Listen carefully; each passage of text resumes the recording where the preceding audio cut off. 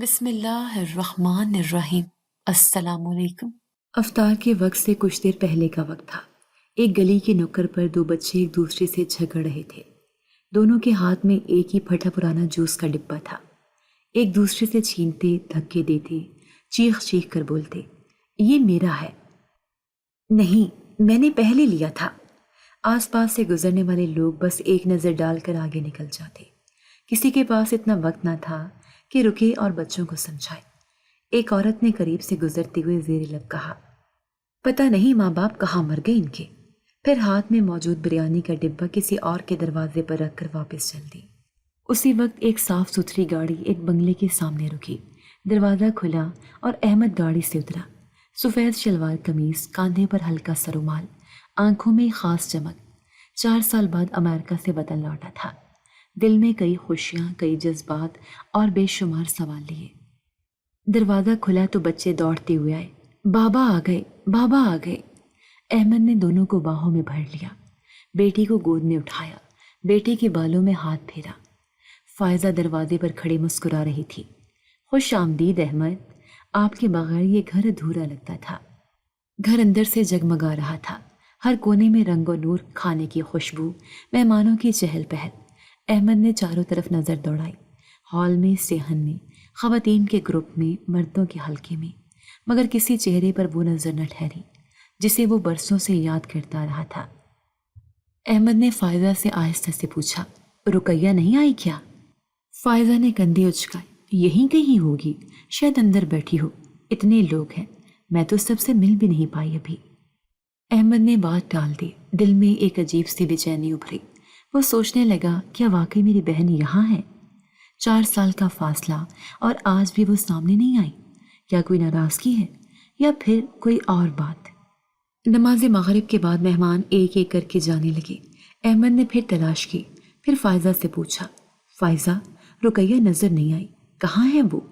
فائزہ نے چہرہ موڑ کر کہا، نہیں معلوم، شاید آ نہیں سکی، رمضان میں بہت مصروفیت ہوتی ہے، تھک گئی ہوگی، بعد میں بات کریں۔ احمد خاموش ہو گیا، مگر دل کی تڑپ بڑھ گئی۔ یہ وہی رقیہ تھی جس نے 4 سال پہلے، جب احمد امریکہ جا رہا تھا، دروازے پر کھڑے ہو کر کہا تھا، لالا مت جاؤ، میں اکیلی ہو جاؤں گی۔ وہ روتی رہی تھی اور احمد کے دل میں اس کی معصوم آنکھوں کی تصویر نقش ہو گئی تھی۔ جب بھی احمد فائزہ کو پیسے بھیجتا، خاص طور پر رمضان میں، وہ کہتا، یہ رقیہ کو دے دینا۔ فائزہ کہتی، ہاں دے دیے۔ وہ بہت خوش ہوئی، دعائیں دے رہی تھی۔ احمد کی آنکھوں میں ایک سکون تھا، لیکن آج جب وہ خود آیا تو رقیہ نہ سامنے تھی، نہ خوشی، نہ کوئی دعا۔ وہ سوچنے لگا، کیا رقیہ واقعی خوش ہے؟ کیا وہ ٹھیک ہے؟ دل میں ایک کانٹا سا چبھنے لگا۔ رات گئے جب سب مہمان چلے گئے اور گھر کا شور مان پڑا۔ احمد نے کھانے کے کچھ ڈبے لیے اور کہا، میں رقیہ کے گھر جا رہا ہوں، 2 دن ہو گئے مجھے اس سے ملنا ہے۔ فائزہ نے رخ موڑ کر کہا، ابھی اتنی رات گئے؟ وہ سو گئی ہوگی، کل چلے جانا۔ نہیں، میں آج ہی جاؤں گا۔ احمد کے لہجے میں ضد اور پیار تھا۔ اس کے ہاتھ میں 2 کھانے کے ڈبے تھے، صاف ستھرے، بڑے اہتمام سے تیار کیے گئے۔ ایک میں پلاؤ، قورمہ اور سموسے تھے اور دوسرے میں میٹھے دہی بڑے اور کھجورے۔ احمد نے ڈبے گاڑی میں رکھتے وقت کہا تھا، یہ رقیہ کے لیے ہیں، جب وہ مجھے ملے گی تو اسے بتاؤں گا کہ بھائی نے صرف اس کے لیے اپنے ہاتھ سے افطاری پیک کی ہے۔ راستے بھر احمد سوچوں میں گم تھا۔ گلیاں بدلتی گئیں، پر احمد کا ذہن ایک ہی چہرے کے گرد گھومتا رہا، رقیہ۔ چند منٹ بعد وہ اس پرانے گھر کے سامنے پہنچا جو اس کی ماں نے رقیہ کے لیے چھوڑا تھا۔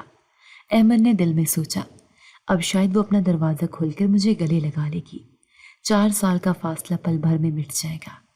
لیکن جب احمد نے دروازے کے سامنے قدم رکھا تو اس کے قدم وہیں رک گئے۔ دروازے پر تالا تھا، زنگالود، بے جان، جیسے مدتوں سے کسی نے اسے کھولا نہ ہو۔ احمد نے کئی لمحے خاموشی میں گزارے۔ دل نے ایک بار پھر امید کی، شاید رقیہ کسی دعوت پر گئی ہو، شاید دیر سے واپس آئے، مگر تالا؟ وہ خاموشی سے چیخ رہا تھا۔ پھر اس نے تالا آہستہ سے چھوا، جیسے اس سے کچھ پوچھتا ہو، مگر تالا خاموش رہا۔ احمد نے نظریں دروازے کی چوکھٹ پر دوڑائیں، وہی پرانا نقش، وہی مٹی سے اٹے قدم، مگر آج وہ سب کچھ اجنبی سا لگ رہا تھا۔ ایک چھوٹا سا پودا جو دروازے کے ساتھ تھا، مرجھا چکا تھا۔ احمد کے دل میں کچھ ٹوٹا۔ اس کی آنکھیں بند ہو گئی اور وہ لمحہ سامنے آ گیا جب وہ امریکہ جانے سے پہلے اس دروازے سے نکل رہا تھا۔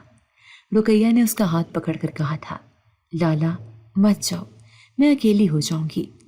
احمد نے پیچھے ہٹ کر ارد گرد دیکھا، کوئی نظر نہ آیا۔ گلی سونی تھی، جیسے اس گھر کے بند ہونے کے ساتھ ساتھ گلی بھی سونا ہو گئی ہو۔ دور ایک کتا کوڑے کے ڈھیر پر کچھ سونگھ رہا تھا اور رات کی ہوا میں پرانی مٹی اور اداسی کی مہک تھی۔ وہ دروازے کے سامنے سیڑھی پر بیٹھ گیا۔ اس نے موبائل نکالا، فائزہ کو فون ملایا۔ فائزہ، رقیہ کے گھر تالا ہے، تم نے کہا تھا وہ لاہور گئی ہے۔ فائزہ نے نیند بھری آواز میں کہا، ہاں شاید، مجھے یاد نہیں، کئی دن سے اس سے بات نہیں ہوئی۔ تم تو کہتی تھی کہ ہر ہفتے ملنے جاتی ہو۔ ہاں پہلے جاتی تھی، اب کچھ مصروف ہو گئی ہوں۔ احمد نے فون بند کر دیا۔ وہ محسوس کر رہا تھا کہ ہر بات میں کوئی نہ کوئی جھول ہے، جیسے سچائی کے پردے کے پیچھے کچھ چھپا ہوا ہو۔ وہ کھانے کے ڈبے لیے واپس چل دیا۔ قدموں میں بوجھ تھا اور دل میں اندیشہ۔ ہر قدم کے ساتھ رقیہ کی اداس آنکھیں اس کے ذہن میں گھوم رہی تھیں۔ وہ سوچنے لگا، اگر رقیہ خوش ہوتی تو کم از کم افطار پر ضرور آتی۔ بھائی کے واپس آنے کی خوشی میں تو ایک بہن سب کچھ چھوڑ کر بھاگتی ہے، پھر یہ خاموشی کیوں، یہ غیر موجودگی کیوں؟ گھر پہنچا تو فائزہ صوفے پر لیٹی تھی۔ احمد نے ڈبے میز پر رکھ دیے اور آہستہ سے بولا، فائزہ، اگر تمہیں رقیہ کی خبر ہو تو مجھے سچ بتاؤ، مجھے کچھ ٹھیک نہیں لگ رہا۔ فائزہ نے پلکیں جھپکائیں، تمہیں وہم ہو رہا ہے احمد، کل کسی سے پتہ کر لیں گے، تھک گئے ہو آرام کرو۔ احمد نے اس بات میں سر ہلایا، مگر اس کی آنکھوں میں نیند نہ تھی۔ اس نے ڈبوں کو دوبارہ ہاتھ میں لیا اور فریج میں رکھ دیا۔ جب وہ ملے گی تو اسے یہ دوں گا، مگر دل میں ایک ہی سوال گونج رہا تھا، رقیہ کہاں ہے؟ رات کے آخری پہر میں جب سارا گھر نیند کی آغوش میں تھا، احمد کھڑکی کے پاس کھڑا آسمان کی طرف دیکھ رہا تھا۔ چاند کھڑکی کے باہر جھومتی درختوں کی ٹہنیاں جیسے اسے ماضی کی طرف دھکیل رہی تھیں۔ وہ لمحے جو کبھی خواب لگتے تھے آج سوال بن چکے تھے۔ فائزہ، میں نے رمضان کے 30,000 رقیہ کے لیے بھجوائے تھے، دے دیے نا؟ ہاں احمد، میں خود لے کر گئی تھی، وہ بہت خوش ہوئی، دعائیں دے رہی تھی۔ یہی جملہ احمد نے 4 سال میں کم از کم 4 بار سنا تھا، ہر بار ایک نئی امید کے ساتھ، اور وہ مطمئن ہو جاتا تھا، یہ سوچ کر کہ اس کی غیر موجودگی میں بیوی اس کی بہن کا خیال رکھ رہی ہے۔ اچانک احمد نے ڈرائنگ روم کی طرف قدم بڑھائے، جہاں اس کی پرانی فائلز، رسیدیں اور کاغذات رکھے تھے۔ اس نے وہ پرانا فولڈر نکالا جس پر اس نے مارکر سے لکھا تھا، منی ٹرانسفرز رخسار اینڈ رقیہ۔ ہر رسید پر ایک ہی مقصد درج تھا، for sister Ramzan support, Eid shopping, medical help. پہلی رسید 2019 کی تھی، جب اس نے پہلی بار امریکہ سے پیسے بھیجے تھے۔ اس کے بعد ہر سال کے رمضان میں وہ کم از کم 30,000 روپے رقیہ کے لیے بھیجتا رہا۔ فائزہ ہمیشہ کہتی، میں اسے لے کر بازار بھی گئی، اس نے نئے کپڑے لیے، چپلیں، یہاں تک کہ چوڑیاں بھی پسند کی، اور احمد تصور میں اپنی بہن کو بازار میں گھومتے مسکراتے دیکھتا۔ اب ان رسیدوں کو ہاتھ میں لیے وہ زمین پر بیٹھ گیا۔ آنکھیں بند کی تو رقیہ کا چہرہ نظر آیا، وہی دھواں دھواں سا جو خیرات کی گاڑی کے پاس نظر آیا تھا، وہ چہرہ جو کسی مسرت کا نہیں، صرف محرومی کا عکس تھا۔ اگر وہ رقم مل رہی ہوتی تو وہ اس حال میں کیوں ہوتی؟ اگر وہ بازار جاتی تو اس کی آنکھوں میں اتنی اداسی کیوں ہوتی؟ احمد کا دل ڈوبنے لگا۔ جیسے جیسے وہ رسیدیں دیکھتا گیا، اندر ایک گہرا خلا بنتا گیا۔ اگلی صبح احمد بہت خاموش تھا۔ بچوں نے گلے لگایا، خوشی سے باتیں کی، مگر اس کا دل جیسے کسی اور دنیا میں تھا۔ ناشتے کی میز پر فائزہ حسب معمول مصروف تھی۔ احمد، کل کی افطار بہت اچھی رہی، سب تعریف کر رہے تھے۔ احمد نے نرمی سے کہا، فائزہ ایک بات پوچھوں؟ ہاں ضرور۔ رقیہ کو جو رمضان میں پیسے بھیجتا تھا، تم واقعی اسے دے آتی تھی؟ فائزہ چند لمحے چپ رہی، پھر بولی، یہ کیا سوال ہوا؟ تمہیں مجھ پر شک ہے؟ نہیں، بس دل میں خالش ہے، کیونکہ وہ مجھے اب تک ملی نہیں، اور اس کے گھر کا حال دیکھ کر دل پریشان ہے۔ فائزہ نے ناگواری سے کہا، احمد، میں تمہاری بیوی ہوں، کوئی اجنبی نہیں۔ اگر تمہیں مجھ پر اعتماد نہیں تو پھر کیا رہا؟ بات اعتماد کی نہیں، بات رقیہ کی ہے۔ میں جاننا چاہتا ہوں کہ کہیں وہ ہماری لاپرواہی کا شکار تو نہیں ہو گئی۔ فائزہ اٹھ کر کچن میں چلی گئی۔ احمد نے بات آگے نہ بڑھائی، مگر دل کی آگ اور بھڑک چکی تھی۔ اسی دن شام کو احمد نے ایک پرانے جاننے والے سے ملاقات کی، جو رقیہ کے محلے کے قریب ہی رہتا تھا۔ یار، رقیہ کے خالد کا کچھ پتہ ہے؟ تم تو اسی گلی میں رہتے ہو نا؟ وہ شخص تھوڑا سا جھجکا، پھر بولا، احمد بھائی، سچ پوچھیں تو کافی عرصے سے رقیہ بی بی کو نہیں دیکھا۔ ان کے شوہر کے انتقال کے بعد حالات کافی بگڑ گئے تھے۔ شوہر کے انتقال؟ احمد کا دل دھڑک اٹھا۔ ہاں، ان کا شوہر ذہنی مریض تھا، بہت کمزور، چند ماہ بعد ہی مر گیا۔ اس کے بعد رقیہ گھر سے نکل گئی۔ کہاں گئی؟ پتہ نہیں بھائی، کوئی خبر نہیں۔ محلے والوں کا کہنا ہے کہ گھر سے نکال دیا گیا تھا۔ احمد کے قدموں تلے زمین نکل گئی۔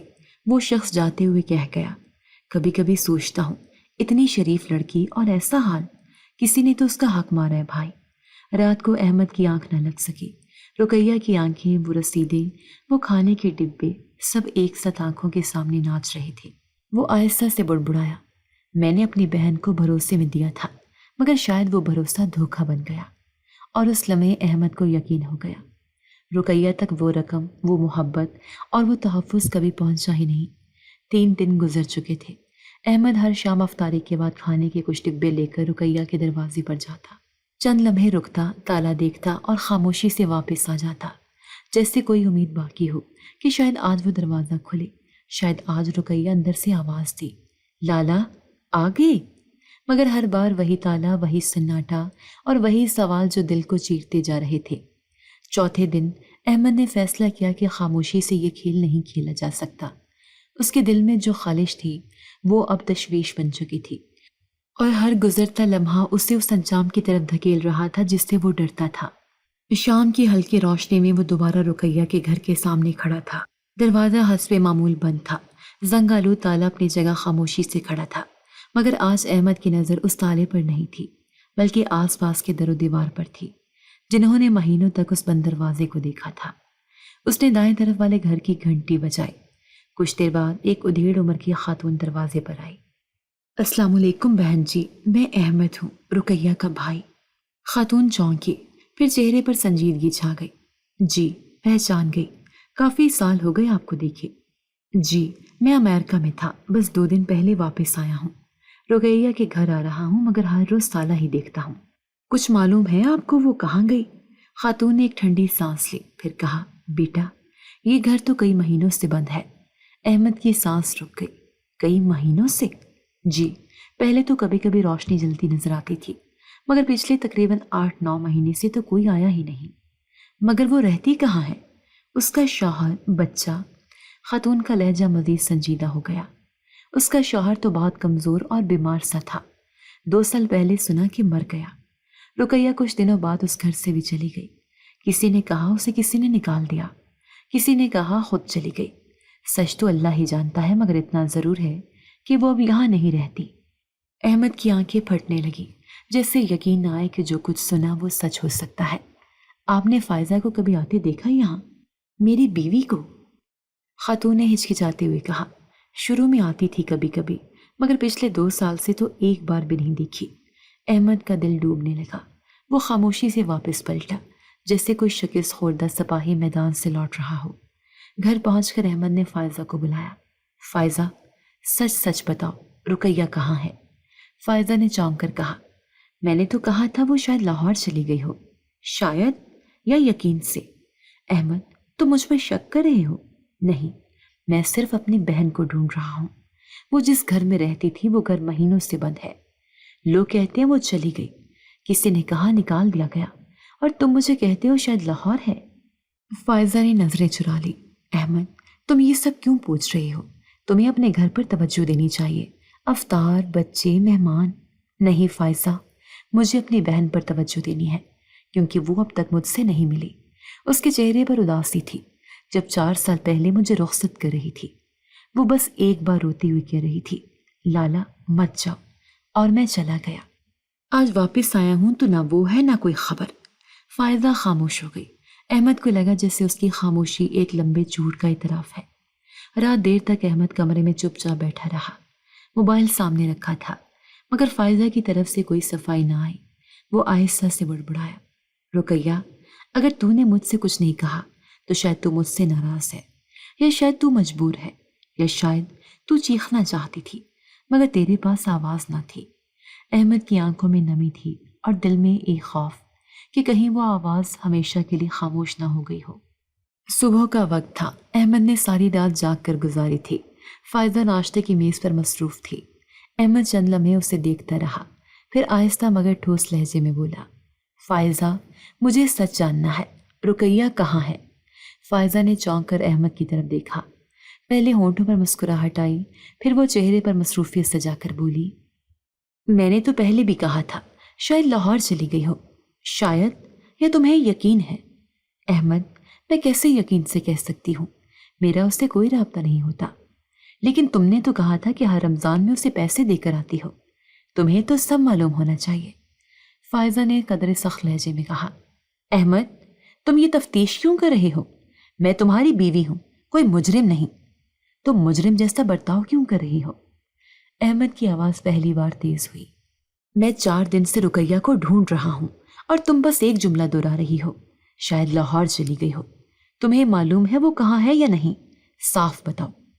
فائزہ کی آنکھوں میں ایک لمحے کو ہچکچاہٹ جھلکی، پھر وہ بولی، میں نے جو کہا وہی سچ ہے، تمہیں میری ہر بات پر شک کیوں ہو رہا ہے؟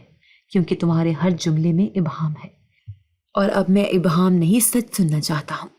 فائزہ کرسی دھکیل کر کھڑی ہو گئی، اچھا اب تم مجھے جھوٹا کہو گے؟ تمہیں اگر اپنی بہن سے اتنا پیار تھا تو 4 سال پہلے کیوں چھوڑ کر گئے تھے اسے؟ تم امریکہ کے مزے لے رہے تھے اور مجھے رقیہ کے پیچھے لگا دیا تھا۔ احمد کا دل جیسے لرز گیا، میں امریکہ میں تھا مگر ہر مہینے اس کے لیے پیسے بھیجتا تھا، ہر رمضان میں خرچے کے لیے رقم دیتا تھا، صرف اس لیے کہ وہ عزت سے جی سکے، اور تم نے ہر بار کہا کہ تم نے جا کر اسے دے دیے، کیا وہ سچ تھا؟ فائزہ نے منہ پھیر لیا، مجھے یاد نہیں، کون سا سال، کون سی رقم، تم ہر بات کا حساب کیوں مانگ رہے ہو؟ احمد نے خاموشی سے اسے دیکھا، پھر نرمی سے بولا، اگر تم نے میرے اعتماد کو توڑا ہے فائزہ تو میں معاف کر دوں گا، مگر مجھے میری بہن چاہیے، وہ کہاں ہے بس اتنا بتا دو۔ فائزہ چند لمحے چپ رہی، پھر کہا، میں نے اسے آخری بار کچھ ماہ پہلے دیکھا تھا، وہ بیمار لگ رہی تھی۔ کہاں؟ احمد کا دل تیزی سے دھڑکنے لگا۔ فائزہ نظریں چراتے ہوئے بولی، بازار میں، پرانے کپڑوں کی دکان کے پاس، شاید کچھ لینے آئی تھی۔ اور تم نے مجھے کیوں نہیں بتایا؟ میں نے سوچا بتا کر کیا ہوگا، تم دور تھے اور وہ کچھ کہنے کے قابل نہیں لگ رہی تھی، یعنی تم نے خاموشی اختیار کی، اور میں سوچتا رہا کہ میری بہن سکون سے زندگی گزار رہی ہے۔ تم نے کبھی نہیں بتایا کہ اس کا شوہر مر گیا، کہ وہ اکیلی ہو گئی، کیوں؟ فائزہ اب پوری طرح دفاعی ہو چکی تھی، میں نے وہی کیا جو مجھے بہتر لگا۔ احمد نے سر جھکا لیا، تم نے میرے اعتماد کو توڑا فائزہ، اور شاید میری بہن کی زندگی بھی۔ گھر کے کونے میں رکھا پنکھا گھوم رہا تھا، ہوا کا شور کمرے میں پھیل رہا تھا، مگر احمد کے کانوں میں صرف ایک آواز گونج رہی تھی، لالا مت جاؤ۔ اس کی بہن کی وہ آواز جو برسوں پہلے دروازے پر کہی گئی تھی، آج دل کو چیر رہی تھی۔ وہ اٹھا، کمرے سے باہر نکلا اور خود سے بولا، اگر فائزہ مجھے نہیں بتائے گی تو میں خود ڈھونڈ لوں گا، لیکن اب یہ تلاش رکے گی نہیں، چاہے مجھے شہر کے ہر کونے میں جانا پڑے۔ اور اس لمحے احمد کو مکمل یقین ہو چکا تھا کہ کچھ چھپایا جا رہا ہے، اور وہ سچ اب زیادہ دیر چھپا نہیں رہے گا۔ صبح کے وقت سورج کی کرنیں کھڑکی سے چھن کر احمد کے چہرے پر پڑ رہی تھیں۔ احمد کو اچانک ایک آواز نے چونکا دیا، فون کی گھنٹی۔ وہ چند لمحے خالی نظروں سے فون کو دیکھتا رہا، جیسے کوئی پرانی یاد واپس لوٹ آئی ہو۔ اس کی نظروں کے سامنے ایک منظر واضح ہوا۔ 2 سال پہلے کی بات تھی، امریکہ میں رات کے 2 بجے کا وقت تھا۔ تھکن سے چور احمد لیپ ٹاپ بند ہی کرنے والا تھا کہ فائزہ کا واٹس ایپ کال آ گیا، احمد ایک اچھی خبر ہے، رقیہ کے لیے ایک اچھا رشتہ آیا ہے، لڑکا شریف ہے، کام کاج کرتا ہے مگر تھوڑا کمزور ہے۔ احمد نے نیند بھری آواز میں پوچھا تھا، رقیہ سے بات کی تم نے؟ فائزہ نے جلدی سے کہا تھا، ہاں اس نے بھی ہاں کر دی ہے، اچھے رشتے بار بار نہیں آتے، میں نے بات طے کر دی ہے، تم ویسے بھی نہیں آ سکتے ابھی۔ احمد نے ایک لمحے کو خاموشی اختیار کی تھی، پھر آہستہ سے کہا تھا، ٹھیک ہے، تم بہتر سمجھتی ہو۔ کال بند ہونے کے بعد احمد کئی منٹ تک لیپ ٹاپ کے سامنے بیٹھا رہا تھا، دل میں عجیب سی بے چینی تھی، مگر وہ خود کو تسلی دیتا رہا کہ فائزہ عقل مند ہے، وہ رقیہ کا بھلا ہی چاہے گی۔ کچھ دن بعد فائزہ نے رقیہ کی شادی کی تصویریں واٹس ایپ پر بھیجی۔ احمد نے تصویریں کھولی اور دل جیسے اندر سے کچھ کھو بیٹھا۔ رقیہ عروسی لباس میں تھی، مگر اس کی آنکھوں میں وہ چمک نہیں تھی جو دلہنوں کی آنکھوں میں ہوتی ہے۔ ہونٹوں پر مسکراہٹ جیسے زبردستی تھوپی گئی ہو اور چہرے پر اداسی کا ہلکا سا سایہ، جیسے کوئی اندر سے رو رہا ہو۔ احمد نے تصویر کو بار بار دیکھا تھا، زوم کر کے آنکھوں پر، پیشانی پر، ہاتھوں پر، اور ہر بار دل میں ایک سوال اٹھتا کہ یہ وہی رقیہ ہے جو بچپن میں ہنسی کھیلتی رہتی تھی، جو بات بات پر کہہ کے لگاتی تھی، وہی جس نے آخری بار دروازے پر روتے ہوئے کہا تھا، لالا مت جاؤ۔ اس وقت احمد نے دل پر پتھر رکھ کر خود کو سمجھایا، شاید کیمرے کا زاویہ ٹھیک نہیں، یا شاید وہ تھکی ہوئی ہو۔ لیکن اب جب سچائی کی پرتیں ایک ایک کر کے اتر رہی تھیں، تب وہی تصویریں خنجر کی طرح دل میں پیوست ہو رہی تھیں۔ احمد نے الماری کھولی اور وہ فائل نکالی جس میں اس نے رقیہ کی شادی کی تصویریں محفوظ کی تھیں۔ تصویریں کھولتے ہی وہی منظر آنکھوں کے سامنے آ گیا، رقیہ کا جھکا ہوا چہرہ، بجھی بجھی آنکھیں اور ایک عجیب سا خوف۔ اس بار احمد نے تصویر کو غور سے دیکھا، پیچھے کچھ اور عورتیں بھی تھیں، فائزہ کے رشتہ دار، کچھ اجنبی چہرے، مگر رقیہ کے ارد گرد کوئی مانوس چہرہ نہیں تھا، کوئی ماں جیسا سایہ، کوئی باپ جیسا سہارا، بس تنہائی تھی اور خاموشی۔ احمد نے ایک تصویر کو انگلیوں سے سہلایا، میں کیوں نہ آیا، میں کیوں نہ روک پایا۔ وہ جانتا تھا اس وقت امریکہ سے واپسی ممکن نہ تھی، ملازمت کا دباؤ، مالی مجبوری اور وقت کی قلت، سب کچھ تھا، مگر اب وہ سب جواز بے معنی لگ رہے تھے۔ میں نے اپنی بہن کو تنہا چھوڑ دیا، اور شاید میری غیر موجودگی ہی اس کے نصیب میں اندھیرے لکھ گئی۔ اچانک احمد کے ذہن میں ایک اور بات آئی۔ شادی کے بعد اس نے رقیہ سے ایک بار بھی براہ راست بات نہیں کی تھی۔ ہر بار جب فون کیا فائزہ ہی جواب دیتی تھی، رقیہ مصروف ہے، باورچی خانے میں ہے، بعد میں بات کرواؤں گی، یا رقیہ سو رہی ہے، وہ تھکی ہوئی ہے۔ ایک بار بھی فائزہ نے فون رقیہ کو نہیں پکڑوایا۔ احمد نے سر تھام لیا۔ میں اتنا اندھا کیسے ہو گیا؟ اتنے واضح اشارے تھے اور میں نے ہر بار یقین کر لیا۔ اس لمحے احمد کا دل گواہی دے چکا تھا۔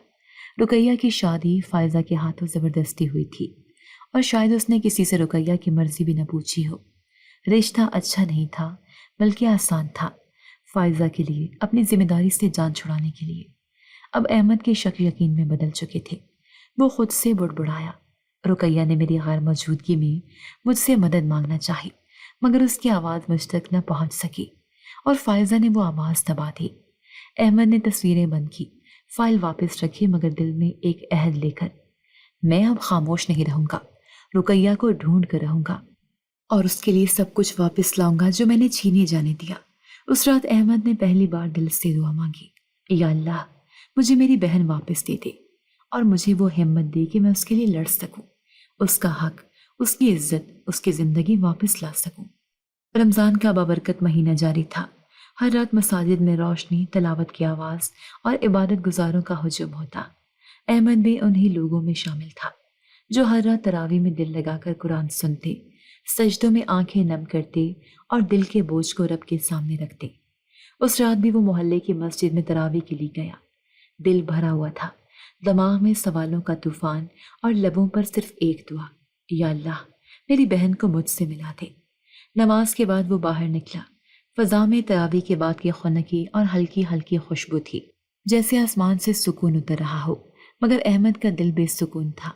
وہ آہستہ آہستہ چلتے ہوئے مسجد کے سامنے والے بازار کی طرف آیا، جہاں کئی خیراتی ادارے روزانہ افطاری اور کھانے کی تقسیم کرتے تھے۔ آج وہاں خاصا ہجوم تھا۔ سفید گاڑی کا پچھلا دروازہ کھلا ہوا تھا، اور گاڑی کے اندر سے ایک بزرگ شخص پلاسٹک کی تھیلیوں میں کھانا نکال کر لوگوں میں بانٹ رہا تھا۔ لوگ لائن بنانے کی بجائے ایک دوسرے کو دھکیل رہے تھے، عورتیں بچوں کو آگے کر رہی تھیں، کچھ لوگ ہاتھ پھیلائے چیخ رہے تھے، میرے 3 بچے ہیں، 2 دے دو، کل نہیں ملا تھا آج تو دو۔ اسی شور میں اچانک ایک دھچکا سا لگا اور ایک چھوٹا بچہ زمین پر گر گیا۔ اس کا سر فٹ پاتھ سے جا ٹکرایا، چیخ کی آواز بلند ہوئی اور لوگ ایک لمحے کو پیچھے ہٹ گئے۔ ارے بچہ زخمی ہو گیا! احمد چونک کر آگے بڑھا۔ بچے کے سر سے خون بہہ رہا تھا اور وہ زور زور سے رو رہا تھا، اماں اماں! ایک دبلی پتلی خاک آلود برقع پوش عورت جھگیوں کی طرف سے دوڑتی ہوئی آئی۔ اس نے بچے کو گود میں اٹھایا، اپنے دوپٹے سے اس کا خون صاف کیا اور پیار سے بولی، بیٹا رو مت، بس تھوڑا سا لگا ہے۔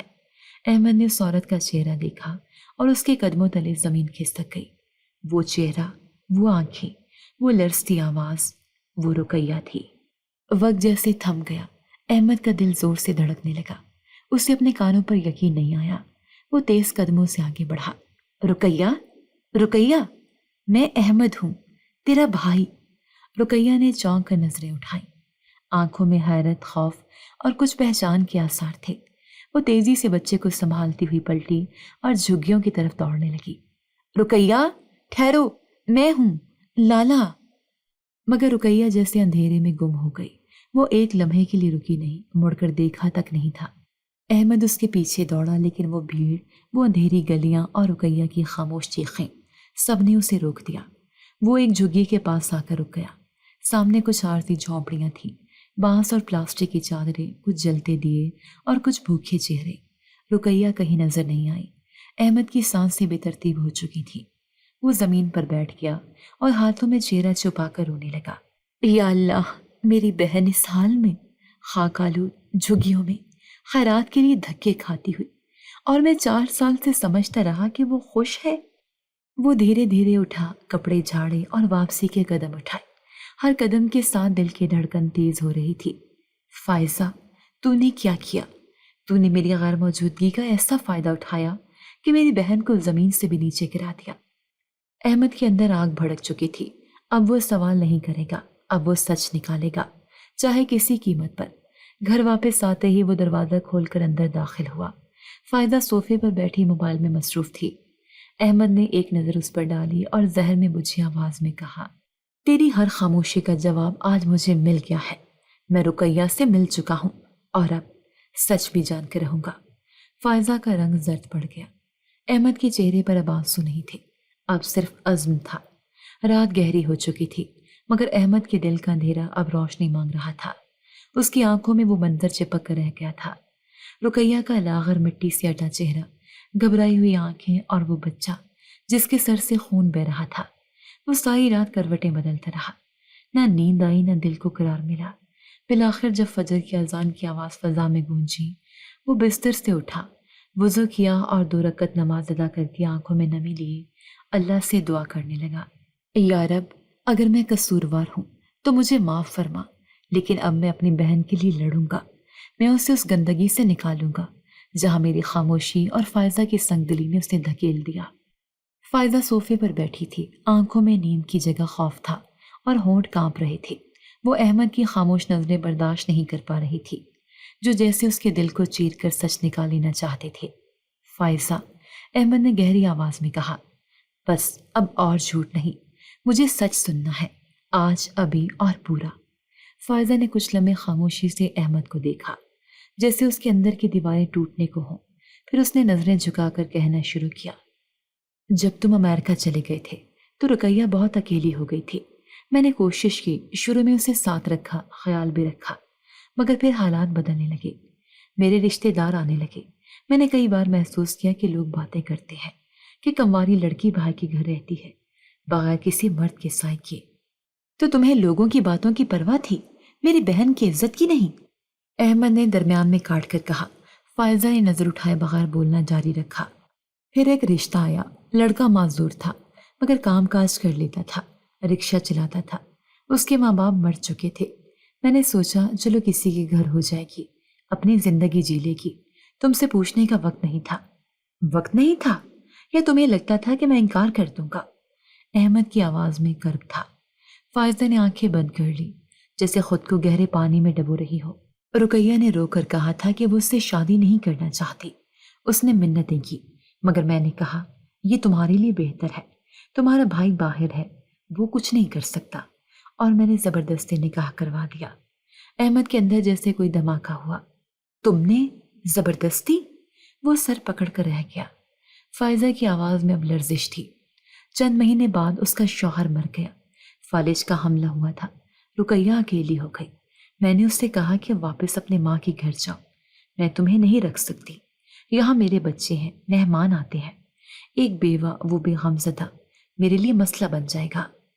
तो तुमने उसे निकाल दिया? अहमद ने चीख कर कहा। उससे जो तुम्हारे सर पर था, तुमने ठोकर मार दी।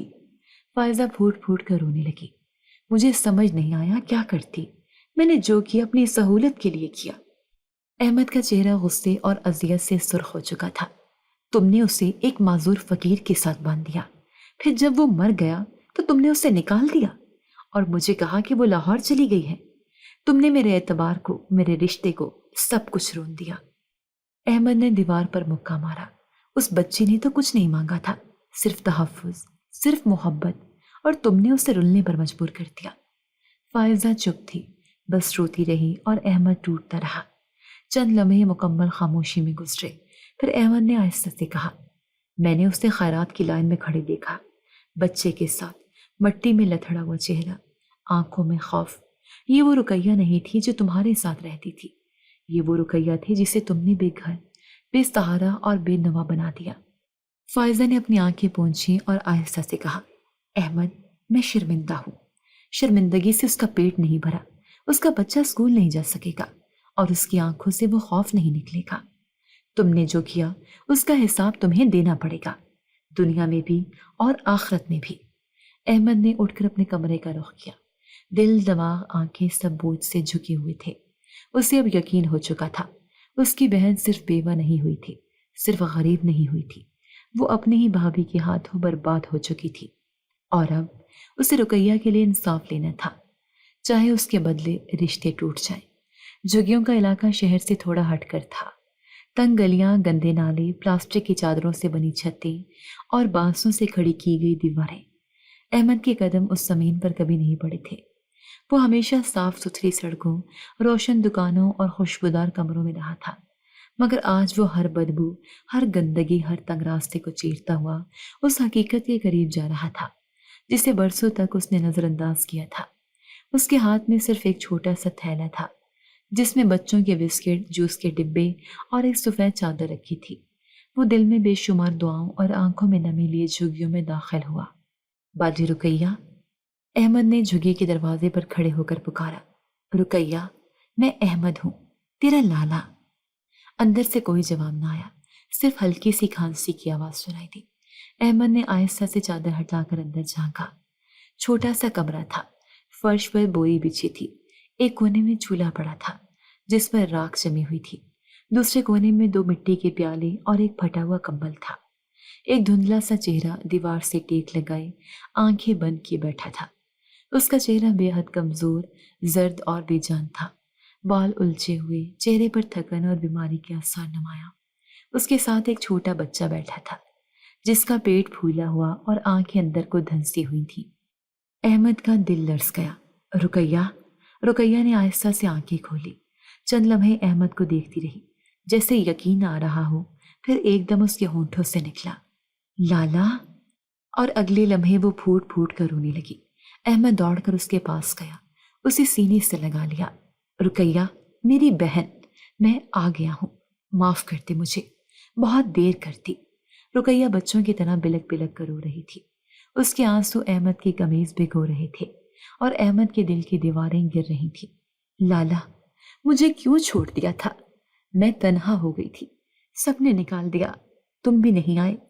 احمد کی آنکھیں بھیگ گئی۔ نہیں رقیہ، میں تمہیں کبھی نہیں چھوڑنا چاہتا تھا، میں تو سمجھتا تھا تم خوش ہو، فائزہ کہتی رہی تم ٹھیک ہو، میں بے خبر تھا، مگر اب نہیں، اب میں آ گیا ہوں۔ بچہ زور زور سے رو رہا تھا۔ احمد نے تھیلے سے جوس نکالا اور اس کے ہونٹوں سے لگایا۔ بچہ فوراً پینے لگا جیسے کئی دنوں کی پیاس ہو۔ احمد نے رقیہ کو پانی دیا تو اس کے ہاتھ کانپ رہے تھے۔ تم نے کھایا کچھ؟ احمد نے پوچھا۔ رقیہ نے نفی میں سر ہلایا۔ کل سے کچھ نہیں، کام نہیں ملا، خیرات بھی ختم ہو گئی۔ احمد کے اندر آگ بھڑکنے لگی۔ اور تم یہاں اکیلی ہو؟ رقیہ نے آہستہ سے کہا۔ کچھ جھگی والوں نے پناہ دی، پر یہاں بھی ہر روز تانے، ہر روز دھکے، بس بچے کی خاطر جی رہی ہوں۔ احمد نے اس کے سر پر ہاتھ رکھا۔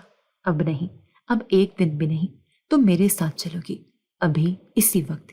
رقیہ نے آنکھوں میں نمی لیے پوچھا، کیا تم لے جا سکتی ہو مجھے؟ یا فائزہ؟ فائزہ میرے فیصلے کی حقدار نہیں رہی، اس نے جو کرنا تھا کر لیا، اب میں اپنا حساب خود صاف کروں گا، اور تمہارا حق، تمہاری عزت تمہاری زندگی میں واپس لاؤں گا۔ رقیہ نے احمد کا ہاتھ تھاما اور پہلی بار اس کے چہرے پر ایک دھندلی سی مسکراہٹ ابھری، جیسے برسوں بعد اسے یقین آیا ہو کہ وہ اکیلی نہیں رہی۔ احمد نے جھگی کے کمرے پر آخری نظر ڈالی۔ اس کمرے میں ایک بہن کی بے بسی، بھوک اور کرب بند تھا۔ اس نے اپنے آنسو صاف کیے اور آہستہ سے کہا، میں وعدہ کرتا ہوں رقیہ، اب جو ہوا وہ ماضی تھا۔ اب ہر دن ہر لمحہ صرف تمہاری عزت، تمہاری خوشی، تمہاری نئی زندگی کا آغاز ہوگا۔ اور وہ اسے اپنے ساتھ لے کر وہاں سے نکل گیا، نئے دن، نئے سفر اور ایک نئے انصاف کی تلاش کے لیے۔ رات کے سائے ابھی پوری طرح چھٹے نہ تھے، مگر احمد کے اندر روشنی کا ایک نیا چراغ جل چکا تھا۔ رقیہ اب اس کے ساتھ تھی، کمزور، بیمار، زخموں سے چور، مگر اب تنہا نہیں۔ صبح کی تازہ ہوا میں جب احمد اپنی بہن اور اس کے بچے کے ساتھ گھر لوٹا، اس کے قدم مضبوط اور نگاہیں پرعزم تھیں۔ گھر کا دروازہ کھلا تو فائزہ دروازے پر کھڑی تھی۔ اس کے چہرے پر حیرت، بے چینی اور تھوڑا سا خوف بھی تھا۔ رقیہ کو دیکھ کر وہ جیسے پتھر کی ہو گئی۔ احمد نے کوئی بات کیے بغیر رقیہ کو اندر لے جا کر مہمانوں والے کمرے میں بٹھایا، کمبل دیا، پانی پلایا اور بچے کو سینے سے لگا کر تسلی دی۔ پھر وہ واپس فائزہ کے پاس آیا۔ فائزہ، میں نے آج فیصلہ کر لیا ہے اور اس بار کوئی بحث نہیں ہوگی۔ فائزہ نے ہونٹ سختی سے بند کر لیے، جسے جانتی ہو کہ جو بات آنے والی ہے وہ فیصلہ کن ہے۔ میں تمہیں طلاق دے رہا ہوں۔ فائزہ کے قدم لڑکھڑا گئے۔ کیا احمد، تم ہوش میں تو ہو؟ بہت ہوش میں ہوں، اور اسی ہوش میں یہ قدم اٹھا رہا ہوں۔ تم نے میرے اعتبار، میرے رشتے اور میری بہن کو روندا ہے۔ اس کی بے بسی، اس کی بھوک، اس کے آنسو تمہارے زمین پر کبھی بوجھ نہ بنے، لیکن میرے لیے وہ ہر رات کا خواب بن گئے ہیں۔ فائزہ نے رونا شروع کر دیا۔ احمد، یہ غلطی کی تھی، مگر اس سزا کے قابل نہیں۔ یہ سزا نہیں، انصاف ہے۔ میں نے جو سال تمہارے ساتھ گزارے وہ تمہارا حق تھا، مگر جو سال میری بہن نے سسک سسک کر گزارے اس کا حساب اب چکانا ہوگا۔ اس کے بعد احمد نے وکیل کو فون کیا اور فوری طور پر طلاق کی قانونی عمل کا آغاز کر دیا۔ اگلے چند دن احمد کے لیے ایک مشن کے مانند تھے۔ وہ رقیہ کو قریبی کلینک لے گیا، جہاں معلوم ہوا کہ وہ شدید غذائی قلت، خون کی کمی اور ذہنی دباؤ کا شکار ہے۔ ڈاکٹر نے مکمل آرام، صاف غذا اور ذہنی سکون تجویز کیا۔ احمد نے گھر میں رقیہ کے لیے نیا کمرہ تیار کروایا، جس میں نرم بستر، روشنی اور آرام دہ ماحول تھا۔ وہ خود اس کے لیے کھانا بناتا، دوائیاں وقت پر دیتا اور اسے احساس دلاتا کہ وہ محفوظ ہے۔ اس کا بیٹا، جس کا نام ہادی تھا، کمزور مگر ذہین بچہ تھا۔ احمد اسے قریبی اسکول میں داخل کرانے کے لیے لے گیا۔ اسکول کے پرنسپل سے بات کی، فارم پر کیا اور پہلے دن اس کے ساتھ اسکول کے گیٹ تک گیا۔ ہادی نے اسکول کے گیٹ پر احمد کا ہاتھ مضبوطی سے پکڑا۔ ماموں، آپ مجھے چھوڑ کر تو نہیں جائیں گے نا؟ احمد نے جھک کر اس کے ماتھے کو چوما۔ نہیں بیٹا، اب کبھی نہیں۔ رقیہ آہستہ آہستہ بہتر ہونے لگی۔ اس کے چہرے پر تھکی تھکی سی مسکراہٹ ابھرنے لگی تھی۔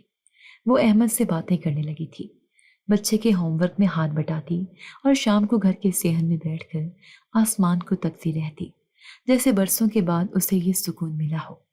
مگر ایک دن جب احمد اس کے لیے کپڑے خریدنے بازار گیا اور واپسی پر گھر آیا تو دیکھا کہ رقیہ صوفے پر بیٹھی رو رہی ہے۔ اس کے ہاتھ میں ایک پرانی فائل تھی جس پر دھول جمی ہوئی تھی۔ یہ کیا ہے رقیہ؟ رقیہ نے آنسو پونچھے اور کہا، لالا، یہ اماں کی جائیداد کی فائل ہے جو میرے نام پر تھی۔ ہاں، وہی مکان جس میں تم رہتی تھی؟ رقیہ نے سر ہلایا۔ ہاں، لیکن ابھی یہ فائل میرے نام پر نہیں ہے۔ احمد چونک گیا۔ کیا مطلب؟ جب میرا شوہر مر گیا اور تم امریکہ میں تھے تو ایک دن فائز آئی۔ اس نے کہا، مکان کی دیکھ بھال مشکل ہے، کچھ کاغذات پر دستخط کروا لیے۔ میں نے پڑھا نہیں، بس دستخط کر دیے۔ احمد نے فائل ہاتھ میں لی۔ رجسٹری پیپرز پر صاف صاف لکھا تھا، نقل ملکیت، نام فائزہ بنت نجم الدین، سابقہ مالک رقیہ بنت حامد علی۔ احمد کا دماغ گھوم گیا۔ اس نے تمہارا مکان بھی اپنے نام کروایا؟ رقیہ نے سر جھکا لیا۔ لالا، مجھے لگا شاید تم نے ہی کہا ہوگا۔ احمد کی آنکھوں میں آگ اتر آئی۔ نہیں رقیہ، میں نے تجھے کبھی بے گھر کرنے کا سوچا بھی نہیں۔ اس نے تجھ سے تیرے آخری احساس سے بھی چھین لیے۔ اس لمحے احمد کو احساس ہوا کہ فائزہ نے صرف رقیہ کی زندگی نہیں چرائی، اس کی شناخت، اس کا حق اور اس کا مستقبل بھی ہڑپ کر لیا تھا۔ اور اب یہ لڑائی صرف بہن کے وقار کی نہیں تھی، بلکہ اس کے حق، اس کی زمین، اس کے وجود کی تھی۔ احمد نے رقیہ کا ہاتھ تھاما۔ اب جو کچھ تجھ سے چھینا گیا ہے وہ سب واپس ملے گا، میں وعدہ کرتا ہوں۔ رقیہ نے آنکھیں بند کی اور برسوں بعد ایک مکمل مطمئن مسکراہٹ اس کے چہرے پر ابھری، کیونکہ اسے یقین تھا کہ اس کا لالا اب کبھی اسے اکیلا نہیں چھوڑے گا۔ گھڑی کی سوئیاں آہستہ آہستہ رات کی گہرائی میں ڈوب رہی تھیں، مگر احمد کی آنکھوں میں نیند کا نام و نشان نہیں تھا۔ رقیہ کے چہرے پر سکون آ چکا تھا، بچہ آرام سے سو رہا تھا اور گھر میں برسوں بعد ایک خاموش اطمینان کا سایہ محسوس ہو رہا تھا۔ لیکن احمد کے دل میں طوفان برپا تھا، وہ طوفان جو سچائی جاننے کے بعد صرف خاموش بیٹھ کر نہیں تھمتا بلکہ انصاف کی پکار بن کر باہر نکلتا ہے۔ فائلیں، رسیدیں اور پرانی دستاویزات احمد کے سامنے بکھری پڑی تھیں۔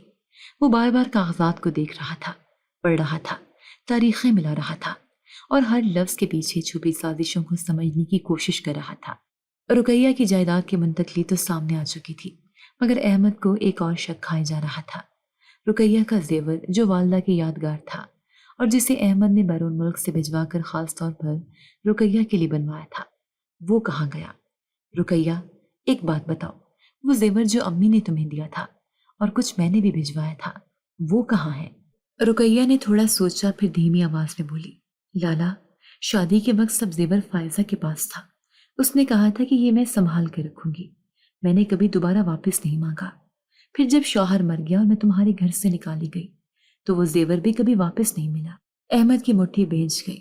ایک اور سچائی اس کے سامنے کھڑی تھی، جلدی آنکھوں، چیختے سوالوں کے ساتھ۔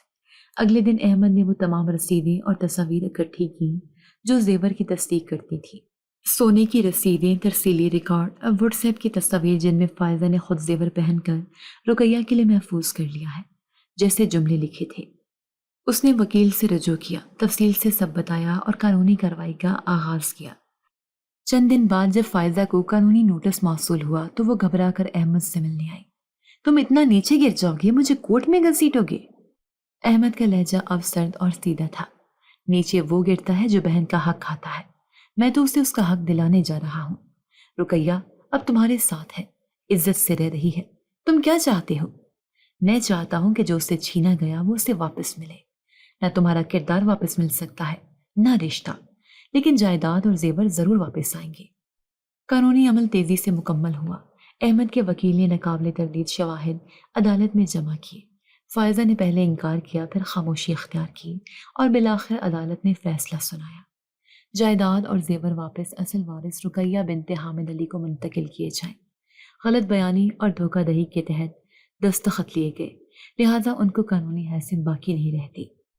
فیصلہ ہاتھ میں آتے ہی احمد سیدھا رقیہ کے پاس گیا اور اس کے ہاتھ میں فائل رکھتے ہوئے بولا، یہ تیرا حق ہے رقیہ، واپس تیرے ہاتھ میں۔ رقیہ کی آنکھوں میں آنسو جھلک پڑے۔ مجھے کچھ نہیں چاہیے تھا لالا، بس تیرا ساتھ، اور وہ تو دے چکا ہے۔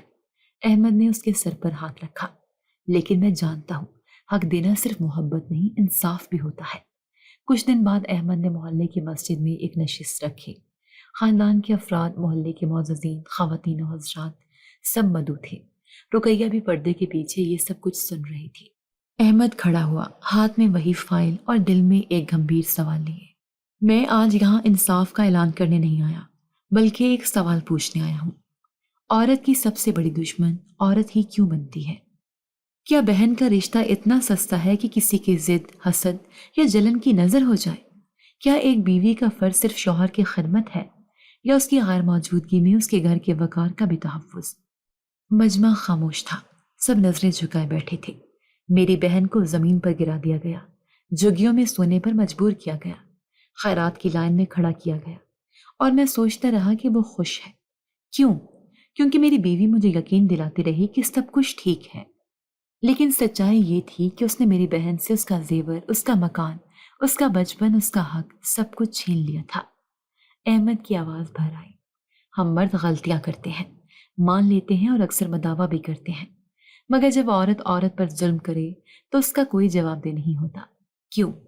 اس نے لمحے بھر کو رک کر سب کی طرف دیکھا، پھر آہستہ سے کہا، میں نے اپنی بہن کو پایا ہے، اسے اس کا حق واپس دیا ہے، مگر معاشرے کی ہزاروں رقیہ آج بھی دھوکے، تانوں اور نفرتوں کی بھیڑ چڑھ رہی ہیں، صرف اس لیے کہ ان کی اپنی ہی بہن، بھابھی یا ساس ان کی سب سے بڑی دشمن بن جاتی ہے۔ آخر میں اس نے صرف اتنا کہا، آج اگر آپ کے گھر میں بھی کوئی رقیہ ہے تو اس کے لیے وقت نکالیے، شاید وہ خاموش ہو مگر ٹوٹی ہوئی ہو، اور اگر آپ عورت ہیں تو کسی دوسری عورت کا ہاتھ پکڑیے، اسے دھکا مت دیجیے، کیونکہ عورت کا ہاتھ تھام کر جو رشتہ بنتا ہے وہی اصل انسانیت ہے۔